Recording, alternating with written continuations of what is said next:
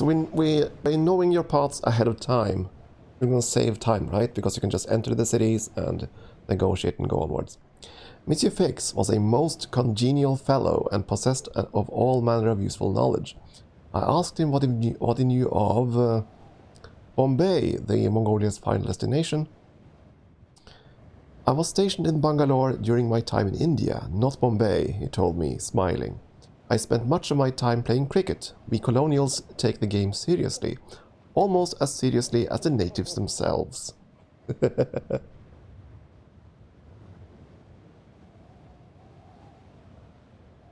Oh, I hope my voice will hold up for all this.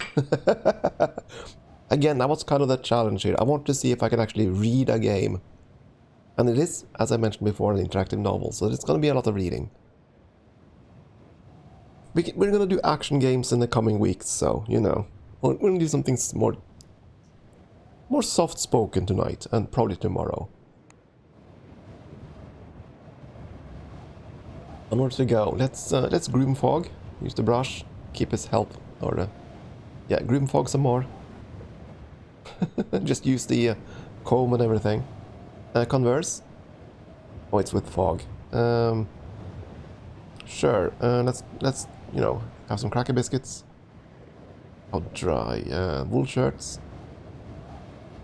Yeah, there we go. You're making him comfortable. Fog's well-being improved somewhat. Gotta spend our chances, or spend our time trying to keep him happy. Monsieur Fix dragged me up on deck, saying only, "You will not want to miss this, my friend." Through the sea mist, I saw the immaculate city of Aden, nestled in the caldera of a volcano, bounded by sheer black cliffs and crystal blue sea. I was struck utterly dumb by the magnificent sight, a most unusual occurrence. Perhaps your master would want to see it also, Fix asked. I could send one of the deckhands to fetch him.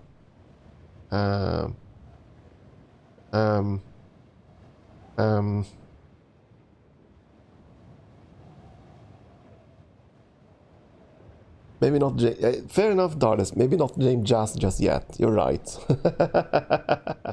Anyways, I think Fog would be a bit angry with this, but sure, I'm certain he would. I agreed. Excellent, Fix replied. We'll get him out of his cabin for a short while then. There was something curious in his tone, which made me pause, but I did not pause for long. Well now, remarked my master's voice coolly from behind us. I turned to see he had emerged from below decks of his own accord. There you are. I made to introduce the two, but neither seemed interested. Monsieur Fix drifting away along the rail and my master tapping his fingers on the rail with pleasure. So yeah. The shipping lanes outside Aden were busy. We passed close enough to other steamers to make out individual passengers taking a turn above deck. A little boy leaned over a railing and waved at me. So I waved back and grinned. Monsieur Fogg gave me a look, yeah, exactly, as if to chide me for making a spectacle of myself, but I was too taken with the child's expression of artless joy to take my master's disapproval much to heart. I scanned the deck for familiar faces, and saw no sign of the loquacious Monsieur Fix and his extravagant moustaches. Perhaps he had disembarked at Aden? But I did spy Sir Francis. Well then, my master would continue to be well occupied. And relations went down, because, you know, by grinning like an idiot, we didn't express the stiff upper lip type of a Brit. The caricature, you know. Anyways, let's converse again with Sir Francis. I kind of know everything I need to know, though. Let's talk more about Bombay itself. We already knew that.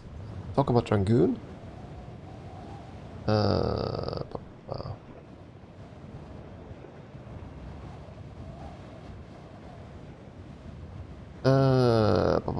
On the subject of trains, I've heard I knew a man who used to talk about the pride of the South from Lima to Asuncion. Okay, let's talk about Asuncion then. Some people say some buyers will pay well for Stetson hats from Asuncion. Okay. Lima to Asuncion, that's quite a different trek than I was planning. At breakfast, I saw a young bronze-skinned lady in a lilac dress, scribbling in a notebook, her eggs and smoked mackerel untouched upon her plate. Every now and then she would pause and gaze into the middle distance, pen pressed against her lips. I decided to introduce myself. What could possibly go wrong?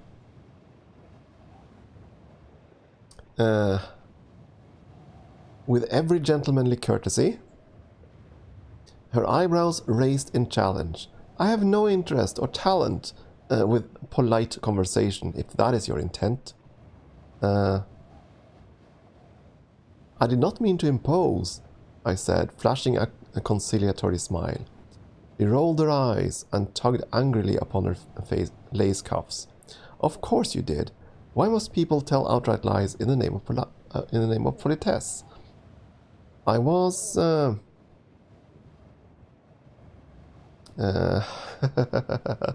saved from having to make an answer by the arrival of the lady's father, Monsieur Williamson.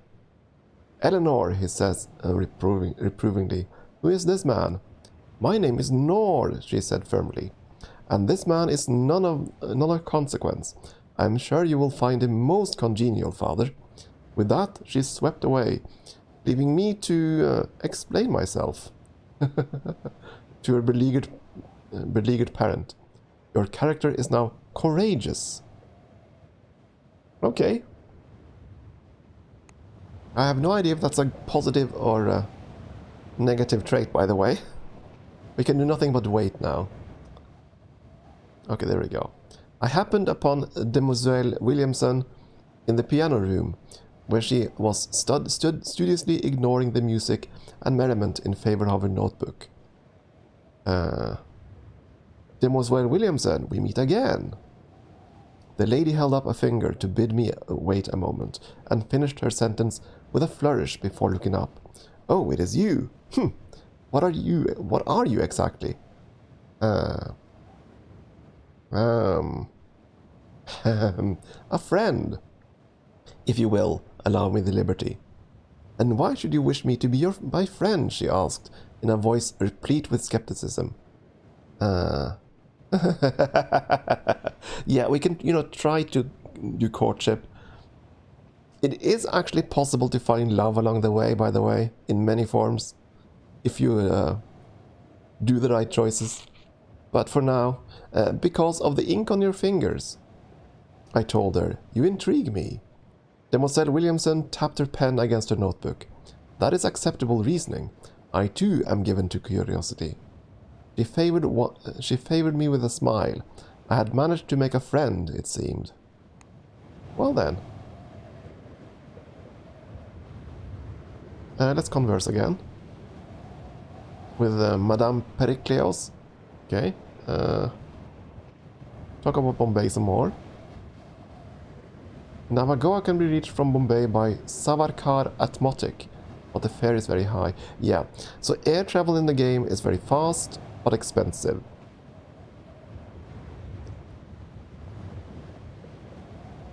Navagoa is a beautiful city. Okay, Navagoa to Stone Town. What's that? No idea, but the Sultan of Zanzibar is a British puppet. Okay. Bombay to Navagoa. That's Navagoa. Okay. Monsieur Williamson offered me a pipeful of tobacco in the evening. I am perplexed by my daughter, he admitted miserably. What is so perplexing? I asked gently. She does not behave in the manner of a lady at all, he groaned. She told me last night that she has been writing penny dreadfuls for the past year. She is His gentlemanly voice dropped with horror, so the last word was a mere croak. Published! Her endless scribbling and ink-stained fingers made a sudden sense. Yeah, the nightmare of the English aristocracy, to have your daughter become, you know, an actual novelist for the masses, penny dreadfuls. She's published. You fear a scandal? Yeah, pretty much. There's something like that. Yes, she has a Tumblr blog. You fear a scandal? Scandal has already bitten. She has broken her engagement because she has independent means. Oh no.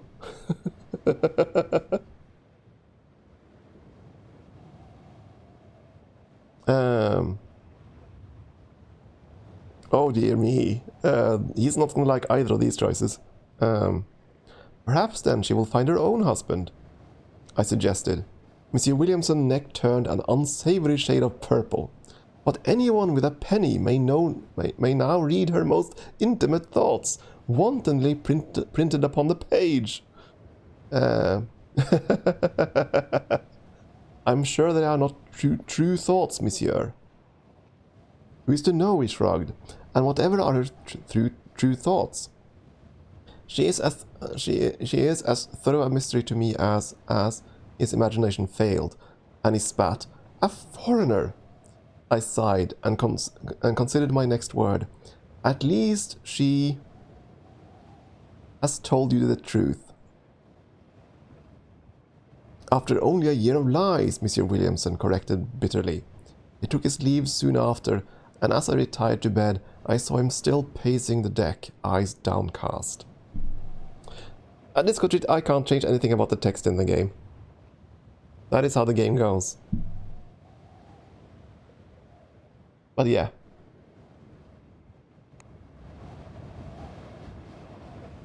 Any new options? No? Oh, there we go, I can groom fog. I could not wish for a superior valet. Indeed, he's happy.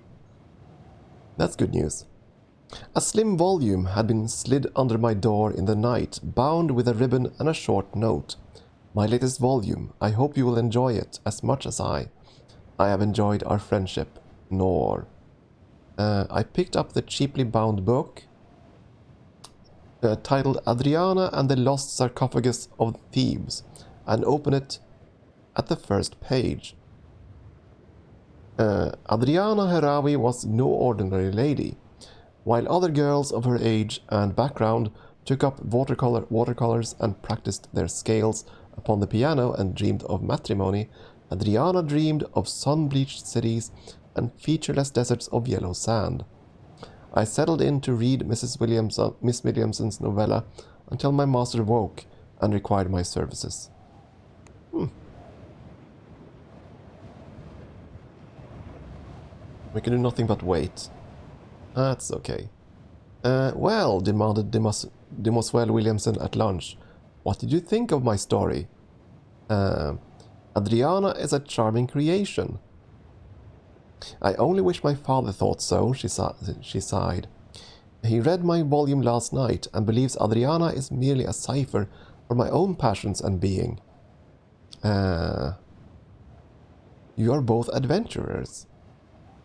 Hardly. Adriana has visited over 15 countries. She has ridden camels and horses and wrestled a crocodile while in her nightgown.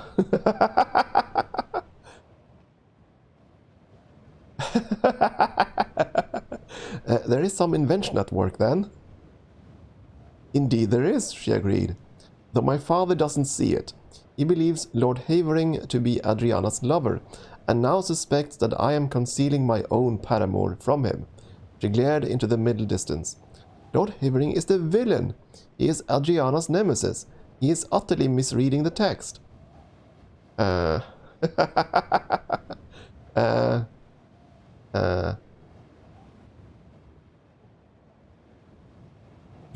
don't think Master Williamson is a romantic. Such are the dangers of authorship. I grinned. No doubt many others will misconstrue your words in their turn. But Havering thwarts Adriana constantly and condescends to her at every turn. He even threatens her with a rapier. How could such a relationship be misread? Demoiselle Williamson dug into her venison savagely, muttering of interfering fathers and irresponsible readers. Wisely. I smiled in a most amicable, friendly fashion. There was clearly nothing that could be done for this unfortunate father-daughter pair. Other than perhaps to lock them in a room together. And to force them to talk.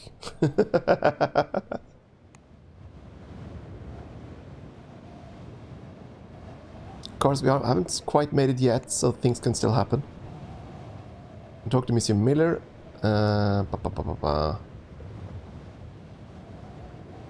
Let's talk about Bangalore, I guess. You can get to New York from New Orleans. Okay, let's talk about New York. They'll buy Stetson hats from New York, okay? New York to Toronto? Nope. He didn't want to talk anymore. But I learned about one journey.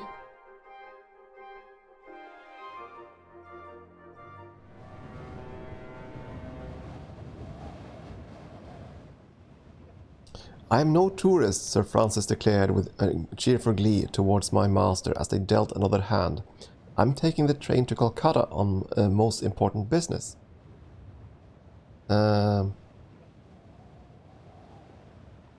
How long does this train take? I inquired, or was about to, as just then the infernal Monsieur Williamson stormed in, threw a glove at me, and bellowed a challenge.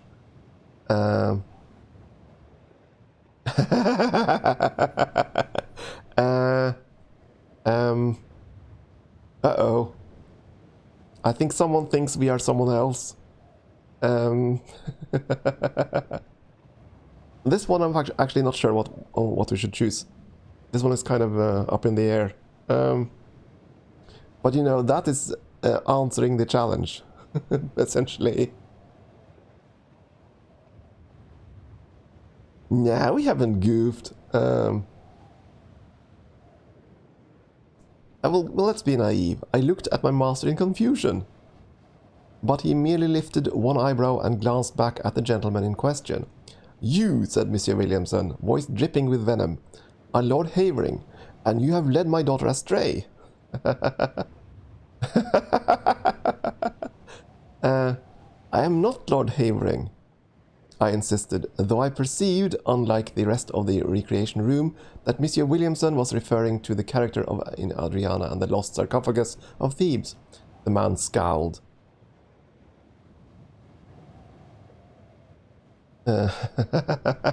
Monsieur, Lord Havering is a fictional character. Aha! He picked up his glove and then tossed it once more.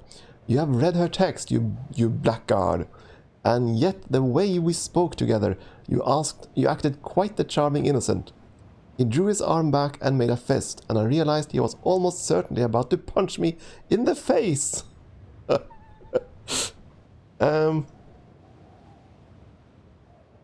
I threw myself to the floor, not wishing to engage in fisticuffs like a dockside brawler.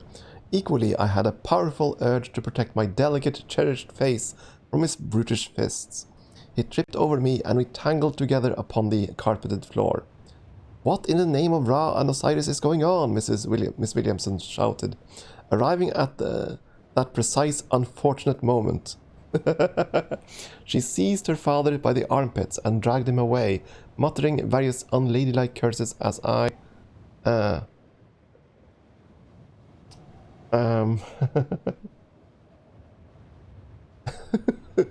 dusted myself off.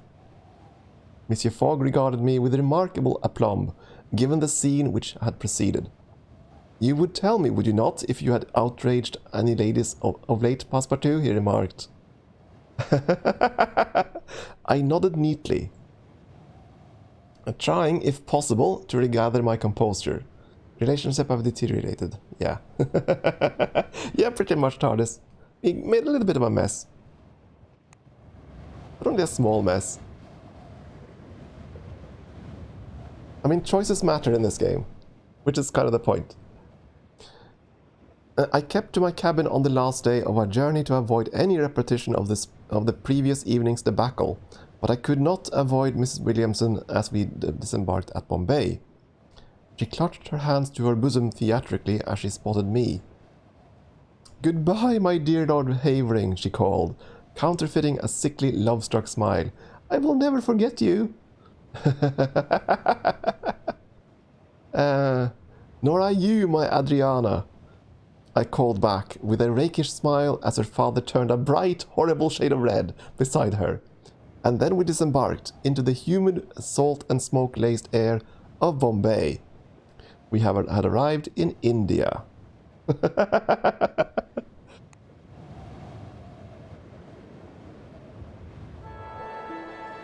Okay, let's go to the market first and foremost. A traveling cloak. Sure, let's buy the traveling cloak. A China tea set. In Agra, Colombo, and Chittagong. Can I even afford that? Yeah. A block of henna. Rangoon.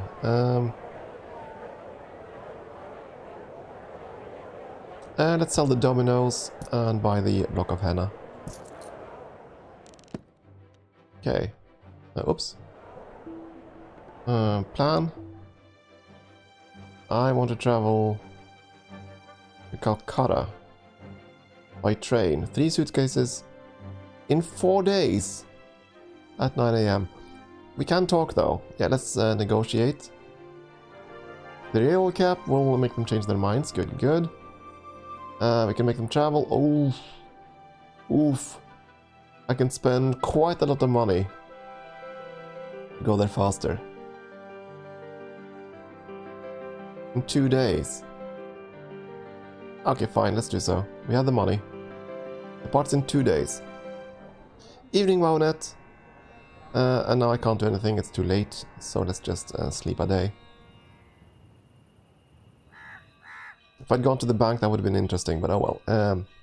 Monsieur Fogg cared not a straw for the wonders of Bombay, but gave me a few hours' leisure as he settled into his evening paper. I ended up wheezing and puffing my way up Malabar Hill, the highest point in South Bombay. I paused at the top to look towards the city. I could see the gas lamps along the Queen's Necklace of Marine Drive being lit one by one in preparation for the evening, and palm trees waving in the salt-scented breeze. Catching my breath, I found my steps irresistibly drawn towards... the Baganga Temple. The temple tower was reflected serenely in the water of the reservoir, fed by an underground spring said to come from the Ganges. I decided to wade in the water, holding my shoes in one hand as I stepped into the cool, clean reservoir. Uh-oh, uh-oh. One of the priests spotted me and issued a great pained cry of alarm. I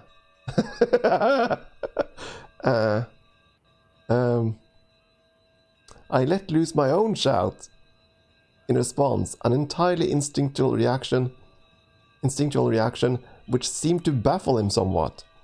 Alas, the priest's cry drew the attention of his fellows and other temple goers, all of whom descended upon me in a pack.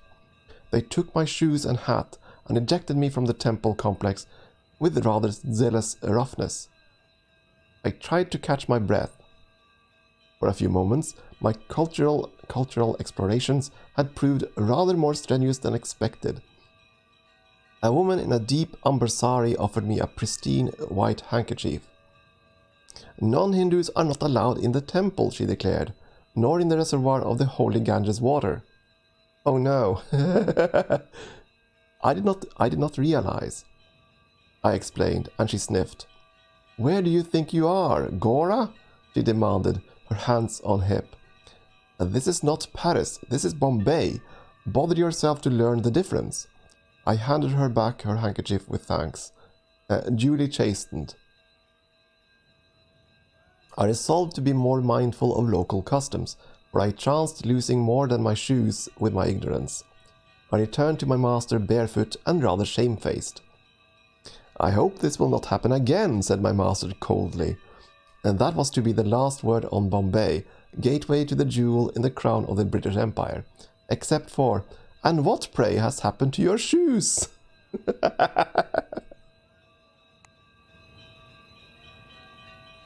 Oh well, this day is just going to be for exploration. We can't do anything. The trip is tomorrow. I walked for the streets for a while, discovering the possibilities for how we might make progress. But we already knew those things. When was the departure? One we bought so expensively? 9 AM. So you won't have time to go through the bank. I'm spending a lot of money here, by the way. It was a bad choice, to be honest. I should have chosen another route. But so be it. I want to go that path for a reason. But the bank won't matter. Just spend the night. We took a room and settled in, and I helped the kitchen staff to clean, earning £105 in fees and tips. Okay, so I made some money. And now it's time to depart on the train to Calcutta. Let's go, the Great Indian Peninsula Railway.